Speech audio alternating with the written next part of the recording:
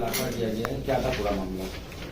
ये दिनांक 6 मार्च 2025 को थाना क्षेत्र पीजीआई से एक सूचना प्राप्त हुई थी। किसान पथ के पास एक प्लॉट में एक व्यक्ति की हत्या हो गई है, जहां पे पुलिस और मौके के सभी उच्च अधिकारी गए थे और जांच पड़ताल शुरू करी थी। इसी क्रम में मृतक विनायक साहू के पिता अंजनी साहू द्वारा एक लिखित नामजद तहरीर दी गई थी, जिसमें इनके द्वारा बताया गया था कि कुछ व्यक्तियों द्वारा इनके लड़के की हत्या कर दी गई है। इस क्रम में पुलिस की टीम, जिसमें क्राइम टीम पूर्वी जोन की और थाना पीजीआई की 2 टीमें थी, इनके द्वारा जांच पड़ताल शुरू करी गई। मौके से जो भी एविडेंसेस मिले थे हमें फिजिकल उनको कलेक्ट किया गया। इसके अलावा सर्विलांस डाटा, सीडीआर एनालिसिस, ये सब करा के 3-4 लोग जिनके नाम आ रहे थे उनको पिन पॉइंट करते हुए उनको बुलाकर उनसे पूछताछ शुरू करी गई।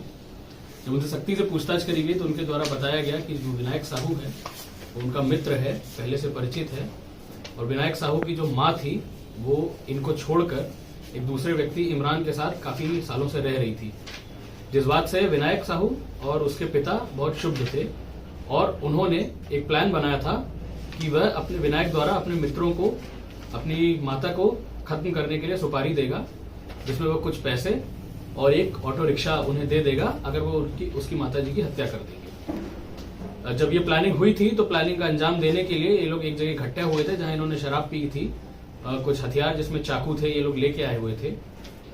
इस प्लानिंग के दौरान इसमें आपस में बहसा बहसी हुई, जिसमें जो लड़कों को प्लानिंग में बुलाया गया था उनके द्वारा कुछ पैसे जब एडवांस में मांगे गए और विनायक द्वारा इन पैसों को देने का विरोध किया गया तो इनमें आपस में हाथापाई और झगड़ा हो गया और नशे में गुस्से में एक राय होकर इन सभी लड़कों ने विनायक पे वार कर दिया चाकू से, जिससे विनायक की मौके पर ही मृत्यु हो गई थी। हत्या करके ये लोग बॉडी को वहीं छोड़कर सब भाग गए थे। पुलिस द्वारा इन सबको आज हिरासत में ले लिया गया है।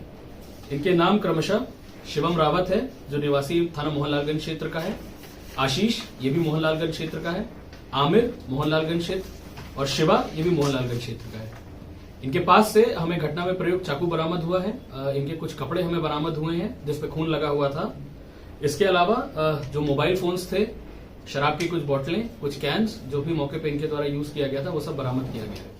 पुलिस द्वारा इनको न्यायिक अभिरक्षा में भेजा जा रहा है। विधिक कार्रवाई प्रचलित। सर, जो 4 आरोपी हैं, 5वां एक हिमांशु भी नाम आ रहा है, जो हिमांशु चला गया था। देखिए, अभी उस विषय में भी जांच प्रचलित है। अभी प्रथम दृष्टया इन सबके द्वारा बताया गया है कि हिमांशु वहां पे मौके पे शराब पीने के टाइम था, लेकिन जब झगड़ा हो रहा था उससे वो पहले ही वहां पे जा चुका था।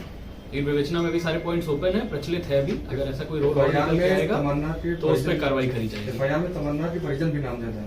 देखिए, अभी जो प्रथम दृष्टया अभी आपको बताया गया, विवेचना में वो रोल नहीं निकल के आया है, कहानी कुछ और निकल के आई है।